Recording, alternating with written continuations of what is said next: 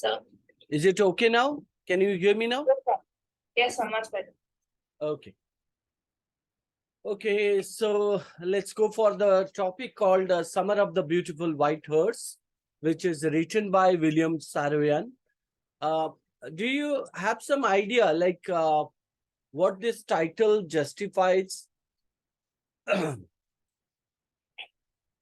No, you sir, have not you much. I've not read the chapter before, but I have. I think I know that it's about two boys, young boys, who almost stole a horse of some other of a person of some other tribe when their tribe was known for their honesty and the trust. So I think that's all I know. Okay, good. Actually, you have known about the key idea of the topic. Fine. I'll just give you some idea about the author, William Saroyan, who was an Armenian American novelist. Uh, if you talk about the writer, so what do we find out? A playwright and a story writer he was, and he was awarded with Pulitzer Prize for drama in 1940. In 1943, means he got the Academic Award for Best Story for the film adaptation of his novel, The Human Comedy. It's a kind of a novel which is famous for the genre called comedy. Like we know that different genres are there: comedy, tragedy, romantic, and mysterious sci-fi. So it's also one of them. He was born in the year of 31st August, which is not necessary, but for your knowledge, you should know about something about the author.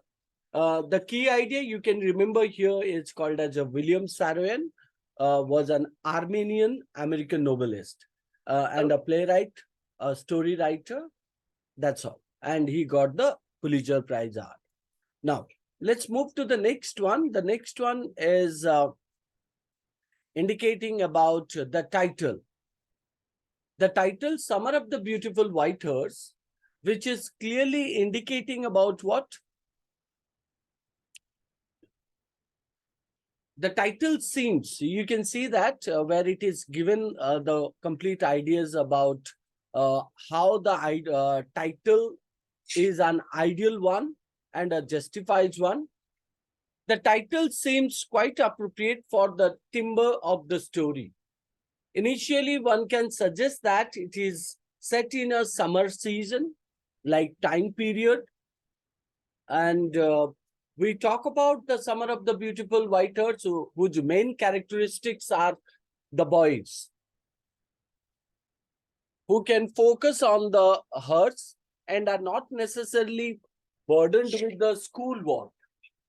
Additionally, the ideas of the story presented in the story lend themselves with the fruition and full bloom of summer season.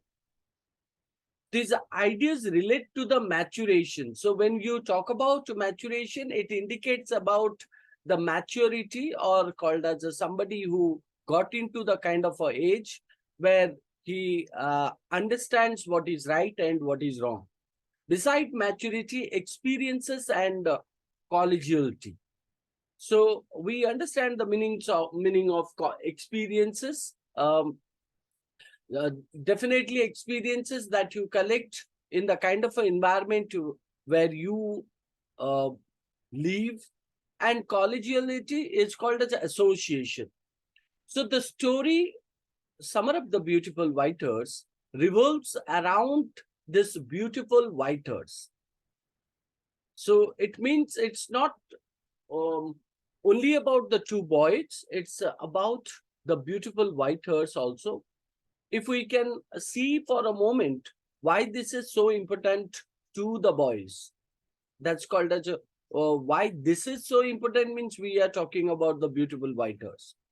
Why that one is so important to the boys? We can see why it would be important enough to include in the title. Initially, we know that the boys are poor. Uh, they belong to a poor family. You also find out variety of other characters. So they are of an immigrant Armenian family. So can you give some idea about what do you mean by Armenian? Sir, uh, Armenia is a country in Asia, so I think they are natives of Armenia. Yeah, very good. They are the native of Armenia, or you can say that a person of American Armenian descent, right? So Yes. generally, you would say that Indo-European language of Armenian spoken by, you can say that people, and they do have a unique alphabet also of 38 letters, right? Oh, So if you talk about this, we know this because it is inconceivable that uh, either of the boys would own a white horse. So the fact that Aram, the character, one of the boys, is awakened one morning by Morad, so who was sitting atop, on a white horse, who prompts Aram to question if it was stolen. From abject or dirt poverty to a stunningly white hearse, one sees that the hearse is a symbol, a representation of the boy's dreams or wishes. So it means they desire to have the hearse, or called as a, they want to have some experiences with the hearse. So throughout their summer experiences with the hearse, they understand essential values such as compassion, right? Essential values such as compassion, that you can talk about the kindness, or uh, a kind of emotion towards animal, and also trust among themselves. These come about as a result of the beautiful whiters. So the story reaches its at the end when the hearse is returned in better shape and temperament than before. It means earlier the hearse was not mm, not in the having ability that uh, after returning to the owner. So and the boys have a renewed sense of faith in both themselves and their love of the hearse. So you would get that some kind of a incident, some kind of a means event give one an experience, right? And that experience which definitely impact a positive note. So similar to that, here also the event of stealing the hearse, right?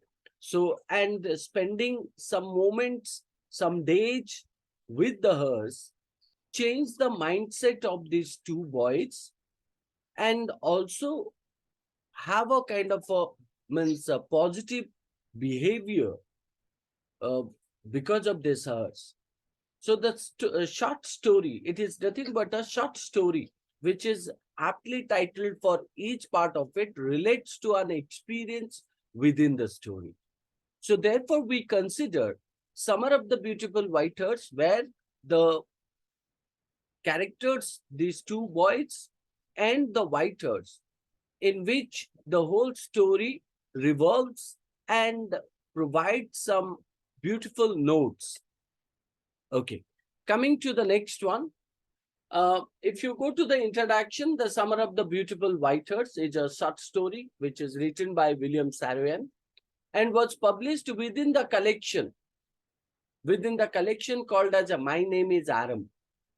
So what this story is all about, it tells the story of two boys whose name is called as Aram and Morat. So, and it is identified that these two boys belong to a very poor Garogalian family. Garogalian family belong to the Armenian tribe. So these two boys live in the San Joaquin Valley in California. So before we go to the text, let me point out there are certain vocabulary that you have to keep in your mind. So, and the explanation which I'll tell you at the end of the story. Right now, let me take you to the text. Okay, yeah.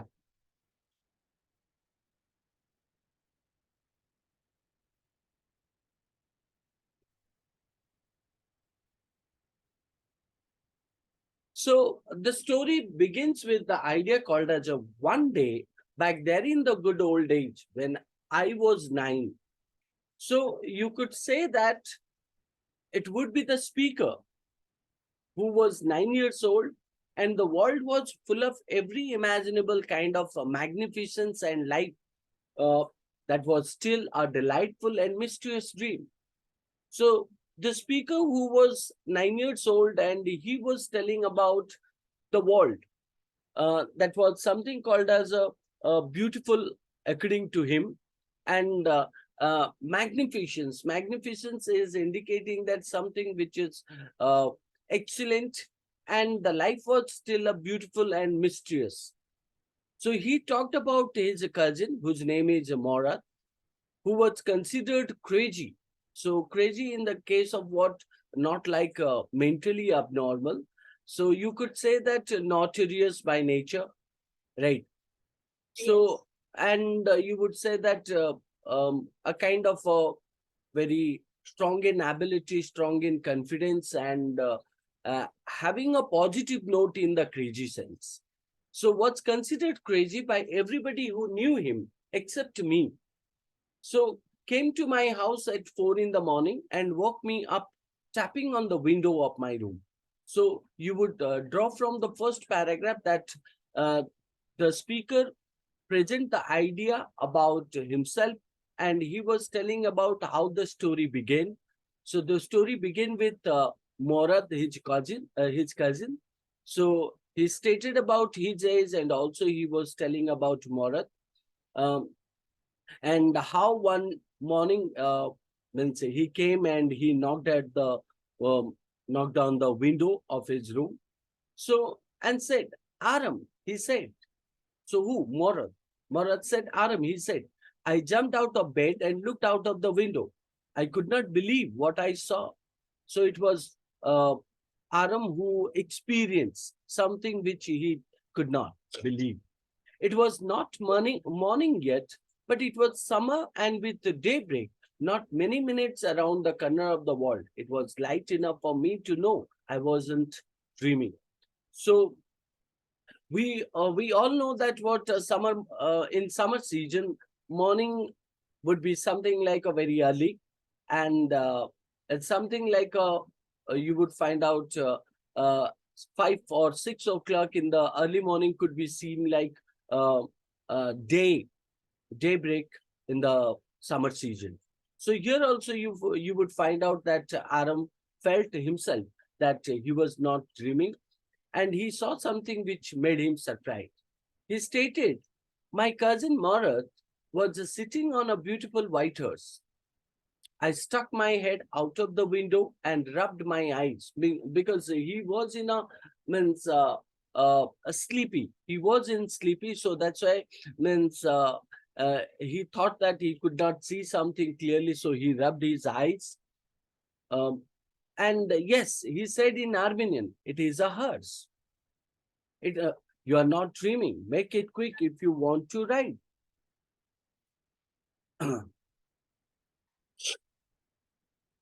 So Morat invited Aram to if he wanted to ride the horse.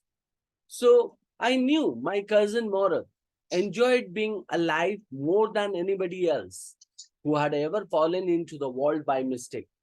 But this was more than even I could believe.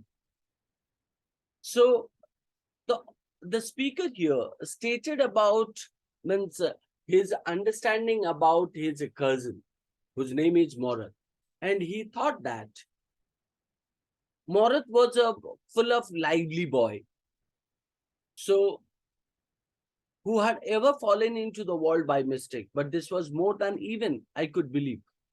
So but he could not believe the kind of means a picture he sees in front of him. In the first place, my earliest memories. So Aram was talking about the past, and he stated my earliest memories had been memories of horses, and my first desires had been longings to ride. So here the word lunging means desire to ride. So Aram wanted to even means ride the herds. So this was the wonderful part. This was the first one. But the second place is we were poor. We were poor means referring to the Aram and Morad. So they belong to a poor family. So that's why the speaker here pointed that they were poor. This was the part that would not permit me to believe what I saw, because they had not that much amount of money to buy a herds. So, and that's why means he would not believe that what he saw. So we were poor, we had no money, our whole tribe was poverty stricken. Poverty stricken means suffering from poorness. Every branch of the Gargalanian family was living in the most amazing and comical poverty in the world. So amazing and comical poverty in the world indicates what?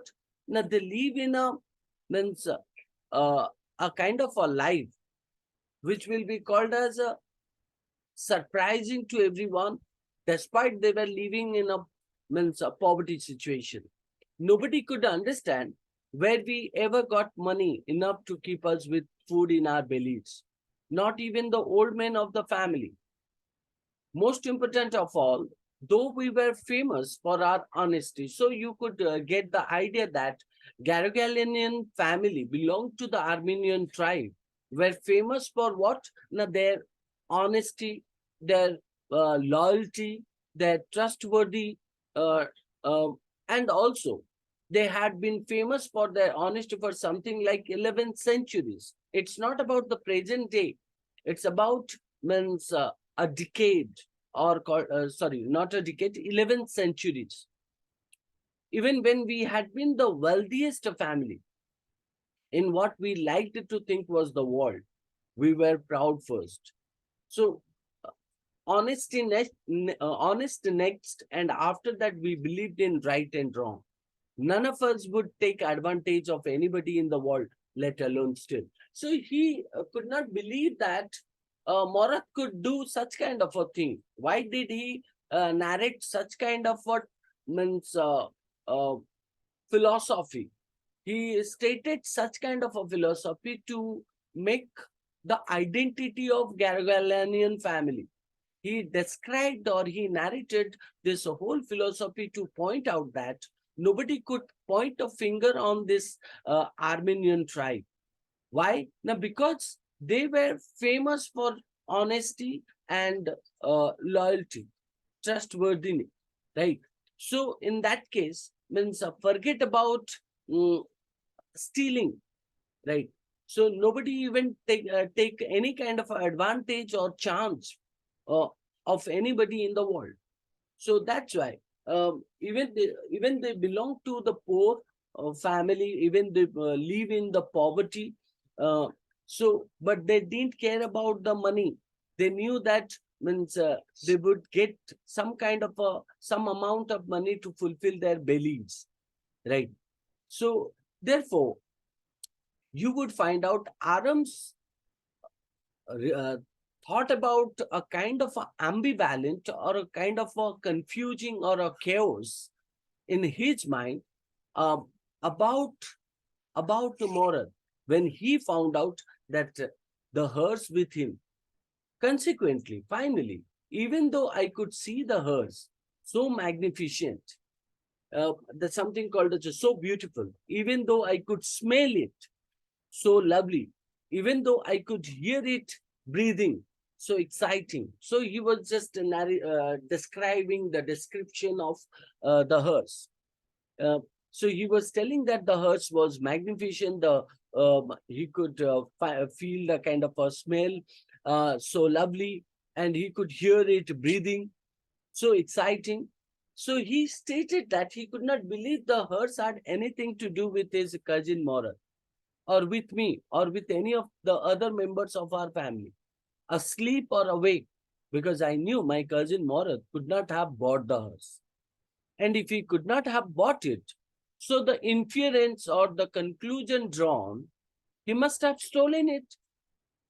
But that also creating the confusion that he could not believe Morad had stolen it. Now, one side, this is what called as irony, that in this particular text, you would find out the irony clearly highlighted, that one side you stated about the community, you talked about then no doubt of means the honesty of this community. The other side, you also understood that what means he stole the hearse because he had no money. Then where did he get that hearse? So, but the kind of a contrasting two of the ideas, creating a clear confusion in him. In him means whom? That refers to Aram. So he pointed that no member of the Gargalinian family could be a thief. So I looked first at my cousin and then at the herds. There was a pious. What do you mean by pious? The meaning of the pious is called as a calmness, holy, or called as a something which is a comfortable or religious type, or something which is a silent, stillness, and humor in each of them, which on the one hand delighted me and the other end frightened me. So frightened to whom? Aram. So one side he felt like clear, a kind of a humorous or happiness. Yeah. So something which is surprised him, something which is, made him joy. But other side, he was also getting into the fear. Why? Now, because means he thought that They are known for the prestigious reputation of being honest, but then yes, his cousin has most probably stolen the horse to get it in the first place. Yeah. So, Morat, I said, where did you steal this horse? Leap out of the window. So, leap out is called as a jump out of the window. He said, if you want to ride, so leap out of the window. He said, if you want to ride, it was true then. He had stolen the horse. There was no question about it. He had come to invite me to ride or not, as I chose.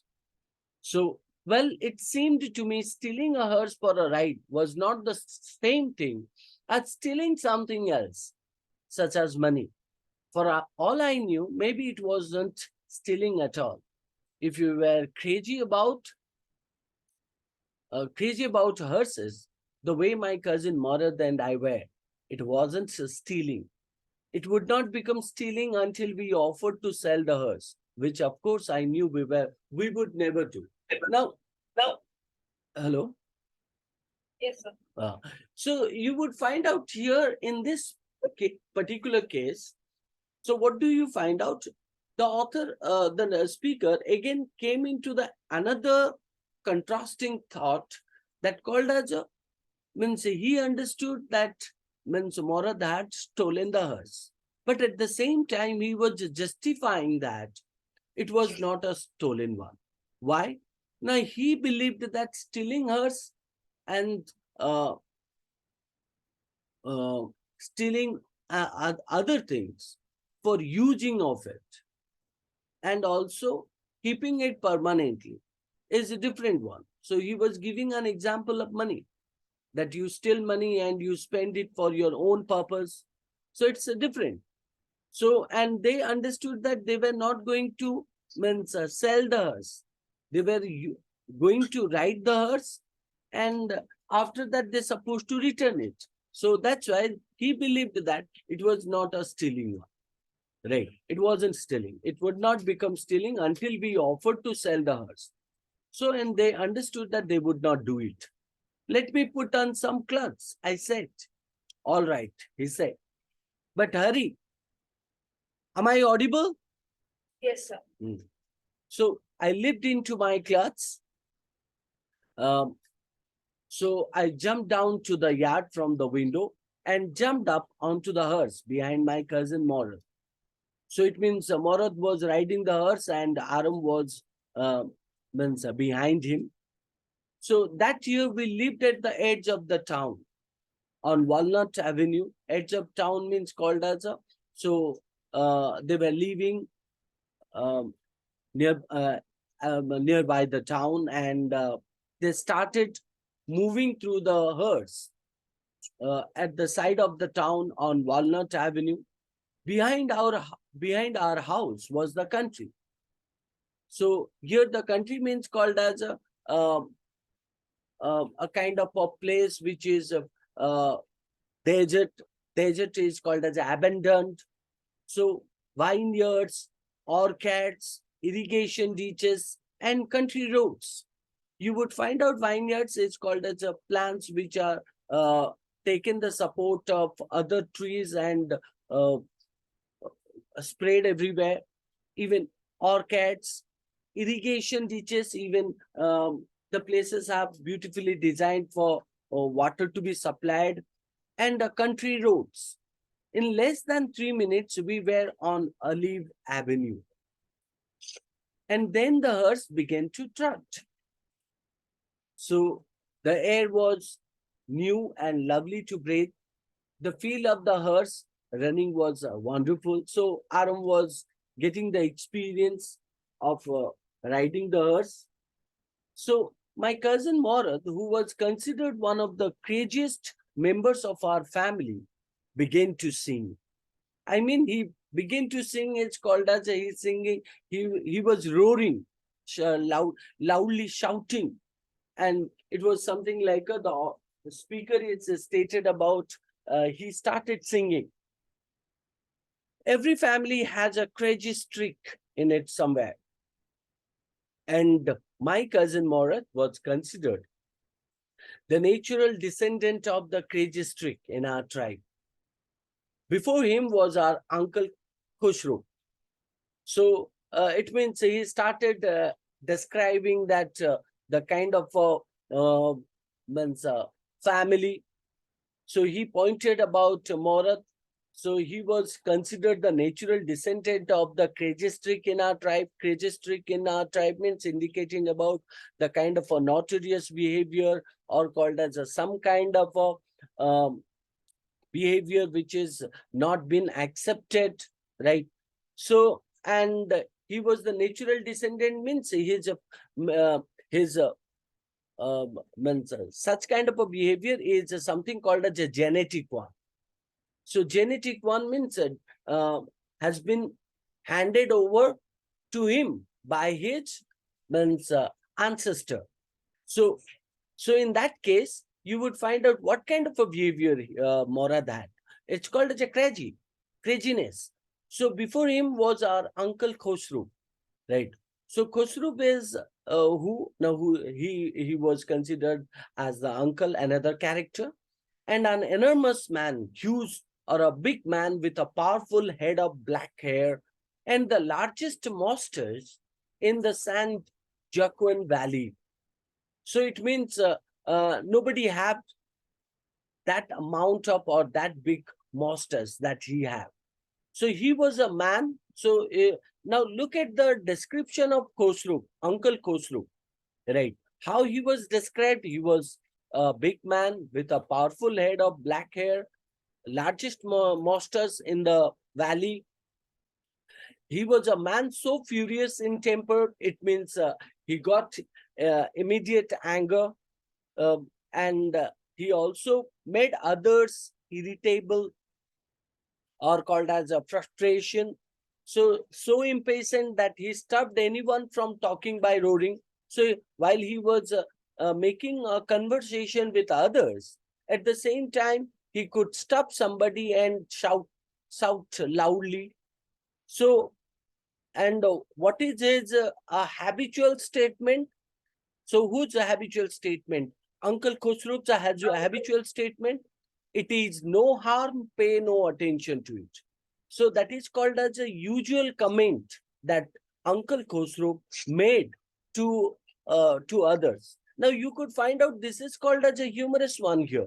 Why? Now because in all these cases, Uncle Khosrow had a kind of a statement who made to others by stating that it is no harm, pay no attention to it, right? So in that case, that was all. No matter what anybody happened to be talking about. It means if you were talking to him with a serious matter, even if it's a serious matter or something which needs immediate attention, so he would stop you and say that it is no harm, pay no attention to it. So that could be called as a laughable, right? So, or a humorous one.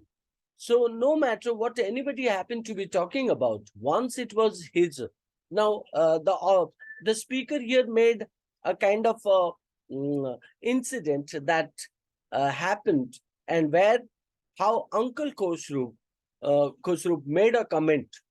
So he pointed that once it was his own son Arak running yeah, once it was his own son Arak running 8 blocks to the barber's shop where his father was having his mustache. So it means Uncle Khosrow was means having his mustache trimmed. So it means cut into small or making into size. And why his own son came to barber shop to tell his father that their house was on fire. Whose house was on fire? Now, Uncle Khosrow's house was on fire, right? And who stated this? Arak, his son. And this man, Khosrow, sat up in the chair and roared, shouted loudly, "It is no harm, pay no attention to it." The barber said, "But the boy says your house is on fire." So Khosrow roared, "Enough, it is no harm, I say." So this could be called as means an example of craziness.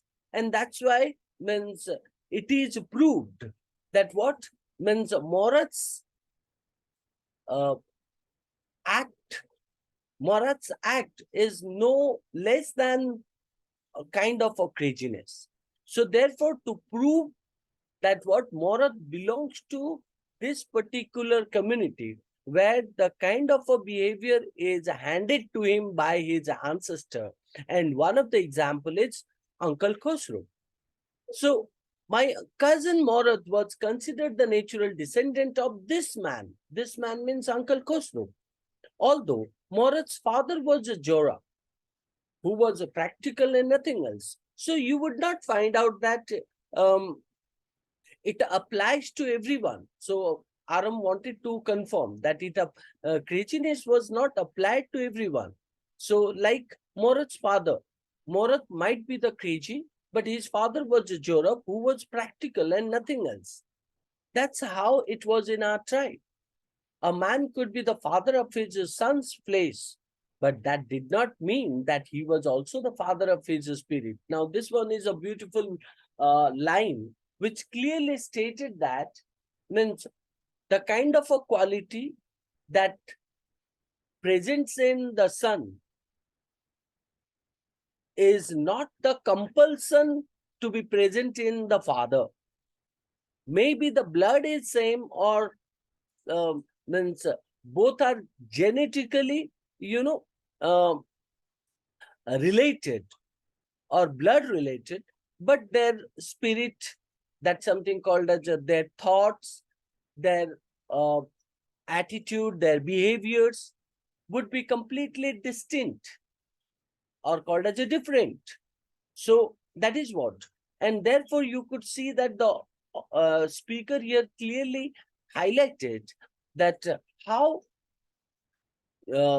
Morat's father Jorab was a practical one, whereas Morat was a crazy one. So Morat belonged to the kind of a place means where he brought some kind of a attitude that his uncle have, but his father don't have. So the distribution of the various kinds of a quality or spirit of our tribe had been from the beginning capricious and vagrant. So when you talk about the idea, it's called as a capricious. What do you mean by capricious?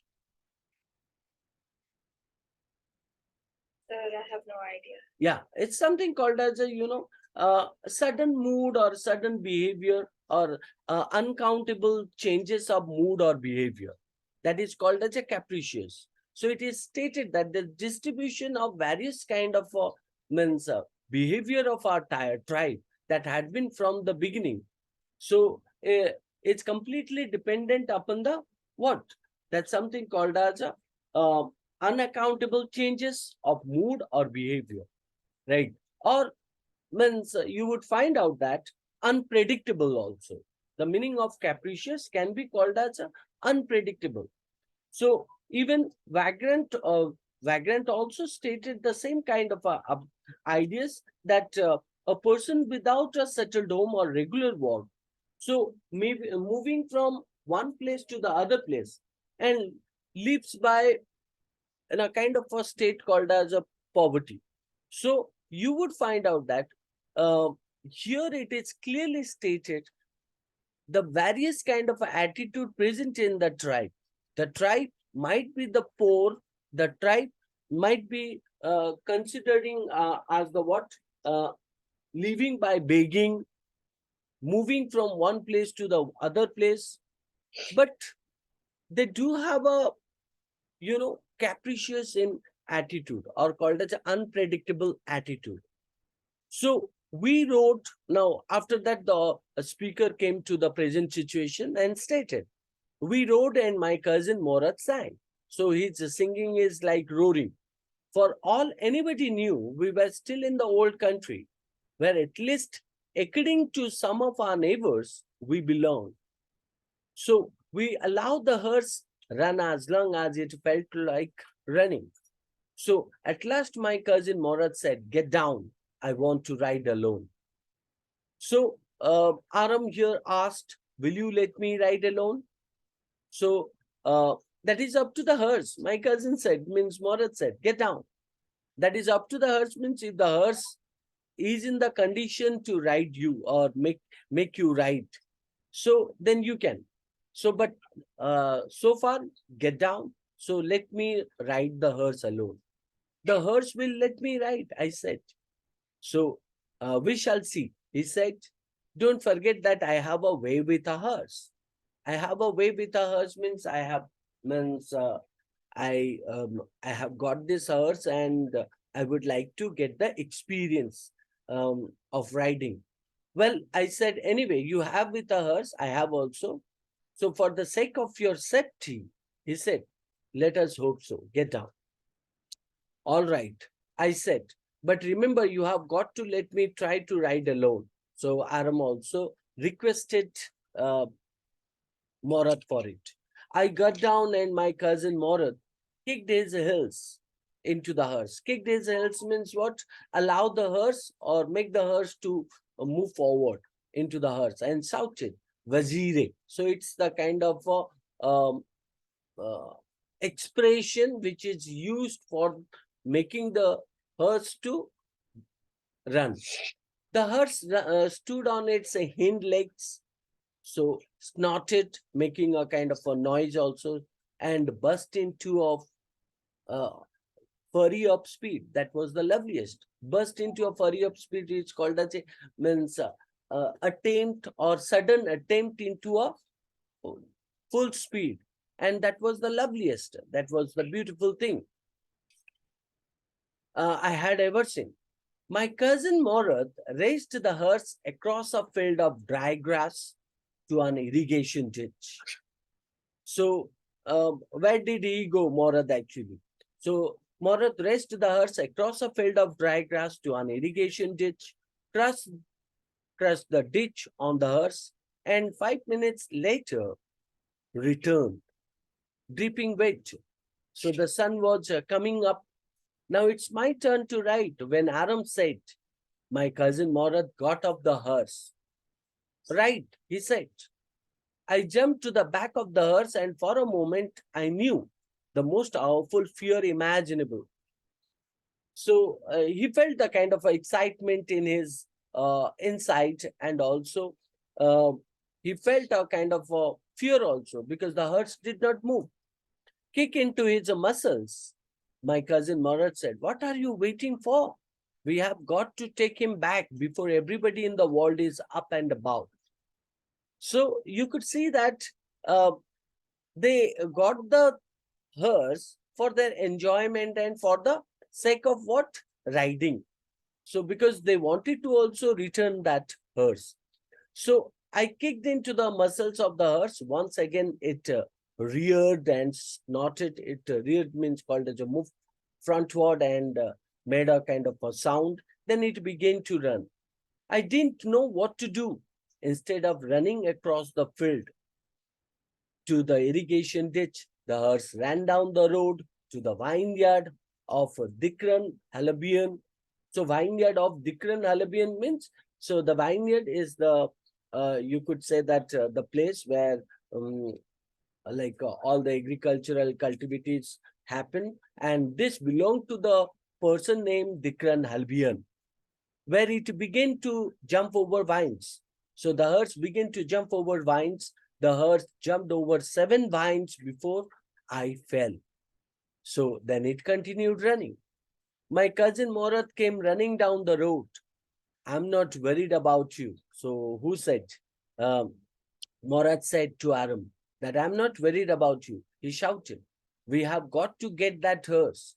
You go this way and I will go this way." So you could assume that means, or you could realize that what means while Aram was riding the hearse, he jumped different vineyards, and finally Aram fell down from the hearse, and the hearse means went straight towards the road. So if you come upon him, be kindly, I'll be near. So I continued down the road, and my cousin Morad went across the field toward the irrigation ditch. Means they started searching for the hearse. So it took him half an hour to find the hearse and bring him back. "All right," he said, "jump on. The whole world is awake now. What will we do?" I said. "Well," he said, "we will either take him back or hide him until tomorrow morning." So they were, as means people know the tribe and the kind of figure of the tribe. So therefore, to uh, not to reveal themselves, right? That what they did. So they wanted to hide the means hearse. So until tomorrow morning, and that's what is the plan of Morat. He did not sound worried, and I knew he would hide him and not take him back, not for a while, at any rate. So, where will we hide him? I said. So, I know a place, Morat said. How long ago did you steal this horse? When Aram asked. So, it suddenly dawned on me. So, or called as something which came to Aram's mind, that he had been taking these early morning rides for some time, and had come for me this morning only because he knew how much I desired to ride. So who said anything about stealing a horse? He said. So anyhow, I said, "How long ago did you begin riding every morning?" So Aram again asked. "Not until this morning," he said. So Aram again said, "Are you telling the truth?" "Of course not," he said. So, but if you are, if we are found out, that's what you are to say. That's if we are found out means anybody catches that we have the hearse with us. So then you have to say that means this morning you ride with the hearse. I don't want both of us to be liars. All you know is that we started riding this morning. So Aram said, "Okay, all right." He walked the hearse quietly to the barn of a deserted vineyard. So when you talk about barn, so what is that barn is? Sir?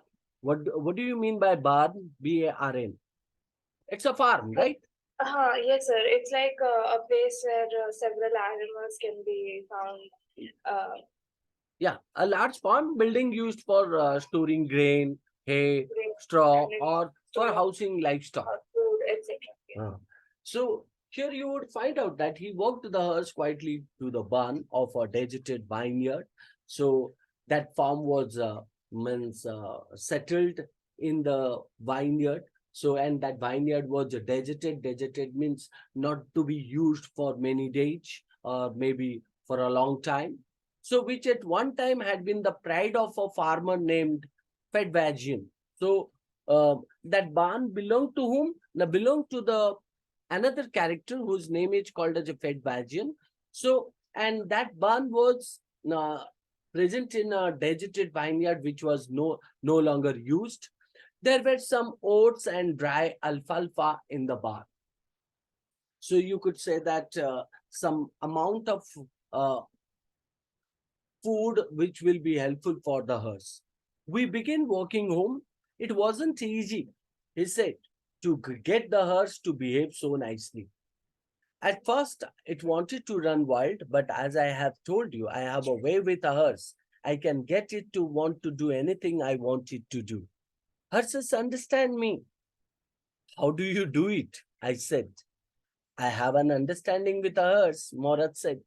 Yes, but what sort of an understanding? So, what kind of an understanding that the hearse behaves so nicely to you? When Aram again said, a simple and honest one, he said. Well, I said, I wish I knew how to reach an understanding like that with a hearse. So Moritz here said, you are still a small boy, he said. When you get to be 13, you will know how to do it. I went home and ate a satisfied breakfast or a hearty breakfast. That afternoon, my uncle Khosru came to our house for coffee and cigarettes. He sat in the parlor. Parlor is called as a sitting room, sipping and smoking and remembering the old country. So then another visitor arrived, a farmer named John Barrow. So you could say that he is, he is an Assyrian who, out of loneliness, had learned to speak Armenian. So generally, you would say that means when you have no chance of speaking your mother tongue, so and you live with the kind of a people who speak Armenian. So John Barrow is something called as because of the loneliness, so he started speaking Armenian, right? My mother brought the lonely visitor coffee and tobacco, and he rolled a cigarette and sipped and smoked. Who? John Barrow. And then at last, signed sadly means expressed his sadness. He said, my white hearse, which was stolen last month, is still gone. I cannot understand it. So now we could get the idea that Morat brought the hearse or stole the hearse from John Barrow. And uh, here John Barrow, who didn't know about it. So John only knew that his white hearse was stolen, but he didn't know that it's Morad who stole it. I cannot understand it. So my uncle Khosrow became very irritated and shouted, it's no harm. What is the loss of a hearse? Haven't we all lost the homeland? Now you understood that Uncle Khosrow at the beginning was doing what? Now thinking about the old country. He was thinking about the past. So when John Barrow stated about his uh, lost, so Uncle Khosrow irritated and shouted about that it was not, it was something like a very small thing. Haven't we all lost the homeland? What is this crying over a hearse? That may be all right for you, a city dweller, to say, John Barrow said. So, but what of my Surrey? Now, when you talk about that, what good is a Surrey without a hearse, right? So, when you talk about Surrey, what do you mean by Surrey? So, Surrey is nothing but a wagon, isn't it? Exactly. So, Surrey is called as a light four-wheeled carriage with the two seats facing forward. Like the ones that horses used to carry. Yeah, that's what I said, wagon, WAGON. So Yes. generally it attached with the hearse and Hearses they used to drag. So pay no attention to it, my uncle Khosrow shouted loudly. I walked 10 miles to get here, John Byro said. You have legs, my uncle Khosrow shouted. You have legs, and that's why you means, walked 10 miles. So my left leg pains me, the farmer said. Pay no attention to it, my uncle Khosrow again shouted. That hearse cost me $60, the farmer said, John Byro. So Uncle Khosrow said, I spit on your money, or I spit on money. He got up and stalked out of the house. So slamming the screen door. Now, this seems like a what? Uh, making somebody making somebody irritated and frustrated and also mocking on his face. So, and that's what Uncle Khosrow was doing before John Barrow. So my mother explained, he has a gentle heart. She said, it is simply that he is a homesick and such a large man. So, mother was simply stating about or taking the side of Uncle Khosrow. So the farmer went away. I ran over to my cousin Morad's house. So I means referring to Aram. He was sitting under a peach tree trying to repair the hurt wing of a young robin. So it's called as a bird, so whose wing was injured, and Morad was trying to repair, or you can say that giving a kind of a medication. So which could not fly. He was talking to the bird. Morad was talking to the bird. What is it? He said. The farmer John Byro, I said, he visited our house. He wants his hearse. You have had it a month. So Aram now knew that Morat got the hearse a month ago. So, and he got the opportunity of riding this hearse that morning only. So that's why he said, Aram said here, I want you to promise not to take it back until I learn to ride. So it will take you a year to learn to ride, my cousin Morat said. So when Aram realized that the hearse was taken a month ago or stolen a month ago, so he made Morat to make a promise to him that what he wanted to learn to ride, and that's why until he learned it, he would not take it back. So and cousin Morat mocked him or sarcastically made a comment called as it would take a year to learn to ride. We could keep the hearse for a year, I said. My cousin Morat jumped to his feet. What? He rose. So he shouted, Are you inviting? Yeah. Are you inviting a member of the Gargalanian family to steal? The hearse must go back to its true owner. So I said, when? Now, in 6 months at the latest, he said. He threw the bird into the air. The bird tried hard. So, which bird we were talking about? We were talking about the bird means whose wings were injured, right? So, he threw the bird into the air. The bird tried hard, almost fell 2 times, but it finally flew away, high and straight. Early every morning for 2 weeks, my cousin Morat and I took the hearse out of the barn that called as a farm of the deserted vineyard, where we were hiding it and rode it. And every morning, the hearse, when it was my turn to ride alone, jumped over grapevines and small trees and made the speaker or Aram means um, fall from the fall from the riding, right? And threw me and ran away. Nevertheless, or however, I hoped, yeah.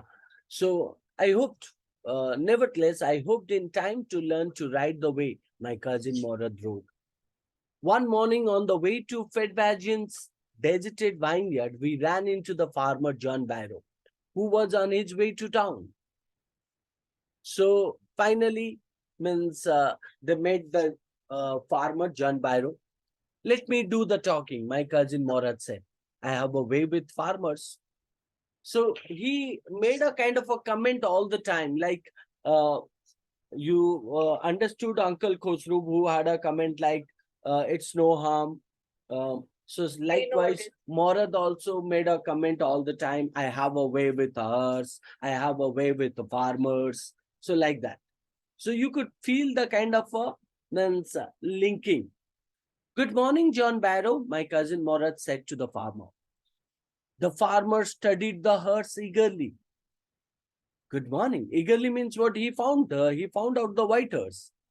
So, and that's why he keenly or means observed carefully the hearse.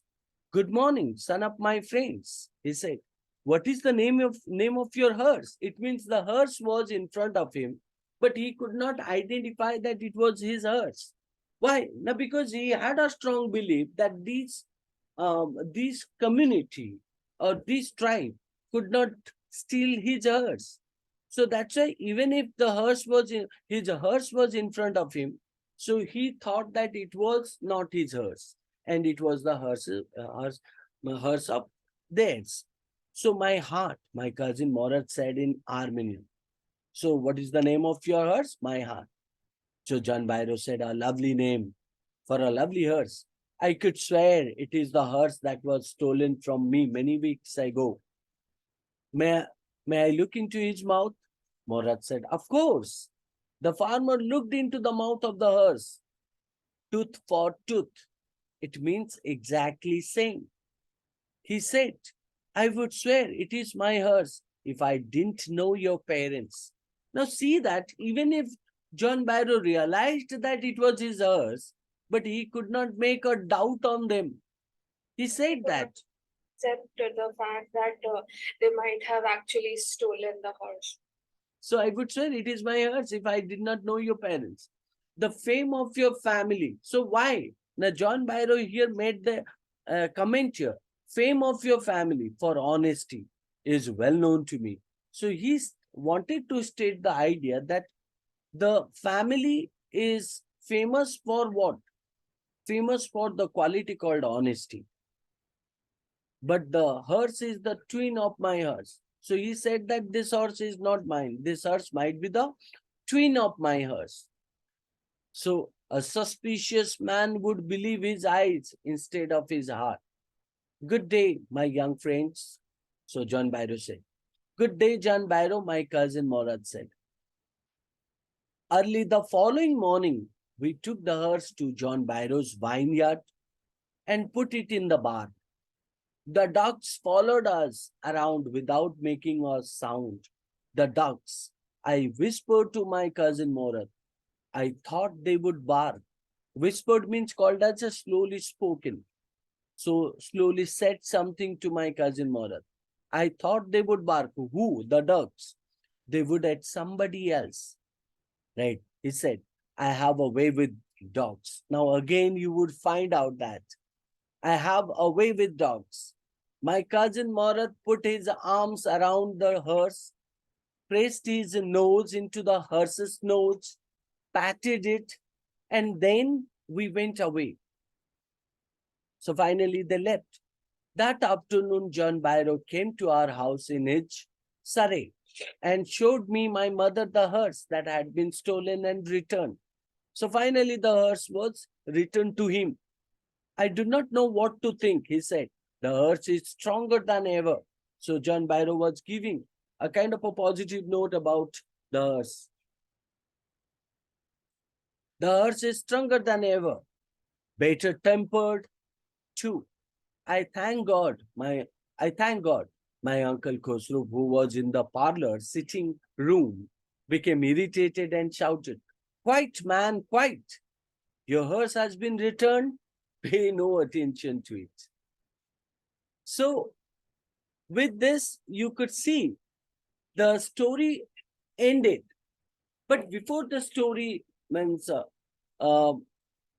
ended, it left a kind of a means beautiful thought. So what we could draw out of this whole story is just a minute. Yeah.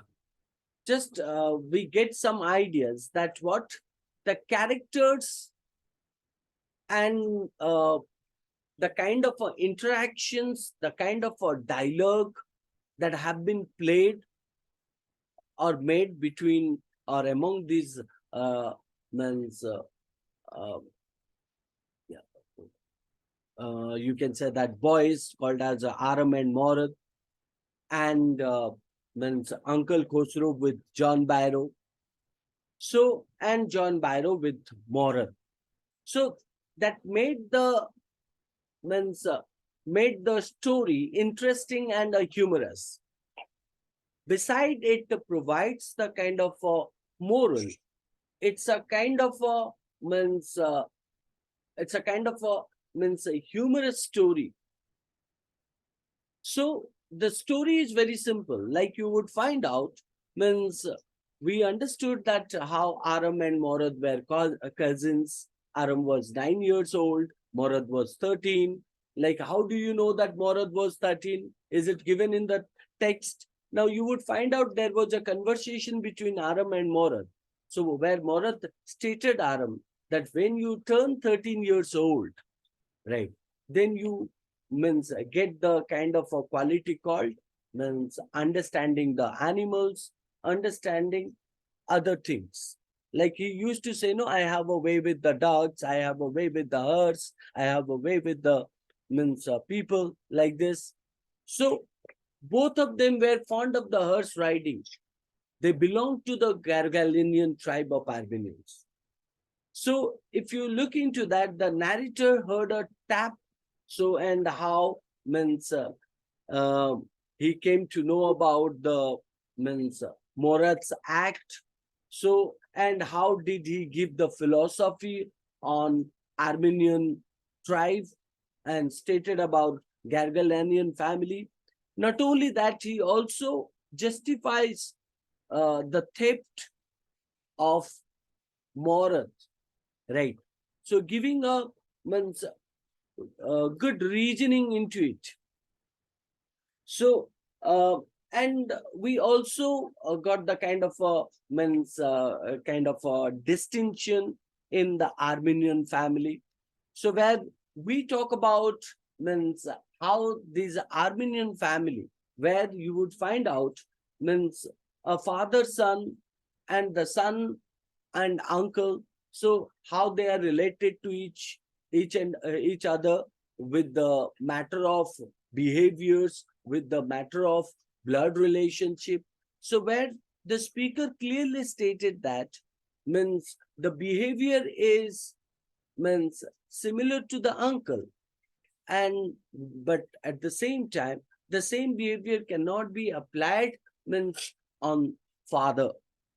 So when he talked about what? He talked about Morad with his father Jorab. So Morad with his uncle Khosrow, right? So all such kind of things are clearly stated, means uh,